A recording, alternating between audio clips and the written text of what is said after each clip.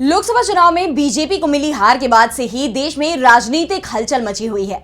BJP high command को समझ में नहीं आ रहा कि उन्हें जो पिक्चर दिख रही थी उसमें तो 400 सीटें जीतते हुए दिखाया जा रहा था। मीडिया ने जो पिक्चर तैयार की थी उसमें तो जनता खुश दिख रही थी, लेकिन जो परिणाम सामने आए उसने बीजेपी को जमीन दिखा दी। पीएम नरेंद्र मोदी भी अपनी सीट मुश्किल से जीत पाए। शुरुआत में तो वो भी कांग्रेस के अजय राय से पिछड़ गए थे।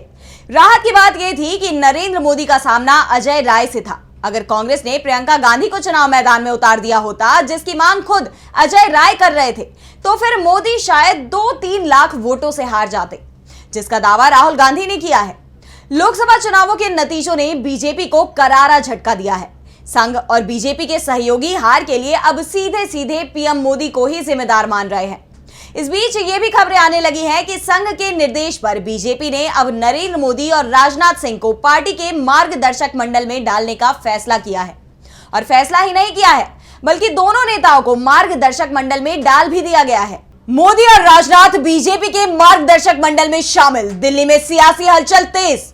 लालकृष्ण आडवाणी और मुरली मनोहर जोशी के क्लब में मोदी राजनाथ। लोकसभा चुनावों में बीजेपी की हार के बाद अचानक मार्गदर्शक मंडल को लेकर मची हलचल। मोदी और राजनाथ सिंह को पार्टी के मार्गदर्शक मंडल में रखे जाने को लेकर इस समय देश में हलचल मची हुई है।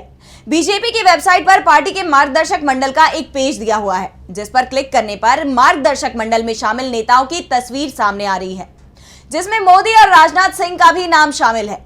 मार्गदर्शक मंडल में 4 नेताओं को जगह दी गई है। मोदी और राजनाथ के अलावा इसमें लालकृष्ण आडवाणी और मुरली मनोहर जोशी का नाम है। जैसे ही ये खबर सामने आई, सोशल मीडिया पर हंगामा मच गया है। लोग सवाल कर रहे हैं कि आखिर बीजेपी में चल क्या रहा है। 2 दिन पहले संघ प्रमुख मोहन भागवत ने पीएम मोदी पर निशाना साधा था। उन्होंने बिना नाम लिए ही हार के लिए उन्हें जिम्मेदार बताया था। कहा था कि अहंकार नहीं करना चाहिए। तो दूसरी तरफ बीजेपी के सहयोगी दल शिवसेना, एनसीपी और जेडीयू ने भी हार के लिए मोदी और बीजेपी की रणनीति को सबसे बड़ा कारण माना है। ऐसे में दावा किया जा रहा है कि आरएसएस ने भी बीजेपी में बड़ा बदलाव करने का मन बना लिया है। आरएसएस तो पहले से ही बीजेपी हाईकमान से नाराज दिखाई दे रहा था, खास तौर पर जिस तरह से लोकसभा चुनावों के चौथे चरण के बाद जेपी नड्डा ने संघ को लेकर बयान दिया था। नड्डा ने कहा था कि बीजेपी को अब संघ की जरूरत नहीं है। नड्डा के बयान को संघ मोदी के इशारे पर दिया गया बयान मान रहा है और अब संघ के दबाव में मोदी को ही मार्गदर्शक मंडल में डालने के दावे हो रहे हैं। दावा तो यहां तक किया जा रहा है कि बीजेपी ने मोदी के विकल्प की तलाश भी शुरू कर दी है और 4-6 महीने में केंद्र में नई सरकार बन सकती है। मोदी की जगह या तो बीजेपी का दूसरा नेता पीएम बनेगा या फिर बीजेपी के अंदर के टकराव का फायदा इंडिया गठबंधन उठाएगा और अपनी सरकार बनाएगा। सोशल मीडिया पर मोदी को मार्गदर्शक मंडल में डालने की खबर जमकर वायरल हो रही है। लोग जमकर इस पर कमेंट भी कर रहे हैं, सवाल कर रहे हैं कि अब नया पीएम देश को मिलेगा। मोदी के मार्गदर्शक मंडल में डाले जाने की खबर को लेकर डीबी लाइव ने जब सच्चाई जानी तो साफ दिखाई दिया कि बीजेपी की वेबसाइट पर मार्गदर्शक मंडल वाले पेज में पीएम मोदी का नाम सबसे ऊपर है।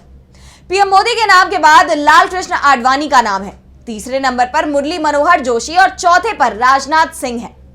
मार्गदर्शक मंडल में सिर्फ ये ही 4 नेता है। ऐसे में सबसे पहले हमने ये पता किया कि पीएम मोदी और राजनाथ को मार्गदर्शक मंडल में कब शामिल किया गया है, तो एक नई कहानी सामने आई है। दरअसल 2014 में बीजेपी की सरकार केंद्र में बनी थी। नरेंद्र मोदी प्रधानमंत्री बने थे। इसके बाद बीजेपी ने पार्टी के 5 वरिष्ठ नेताओं के साथ एक मार्गदर्शक मंडल बनाया था। 26 अगस्त 2014 को उस समय के बीजेपी अध्यक्ष अमित शाह ने इस बारे में जानकारी देते हुए कहा था कि पार्टी के मार्गदर्शक मंडल में पूर्व पीएम अटल बिहारी वाजपेयी, पूर्व डिप्टी पीएम लालकृष्ण आडवाणी और मुरली मनोहर जोशी के साथ प्रधानमंत्री नरेंद्र मोदी और पूर्व पार्टी अध्यक्ष राजनाथ सिंह को शामिल किया गया है। यानी जो खबर सोशल मीडिया पर वायरल हो रही है वो 2014 की है।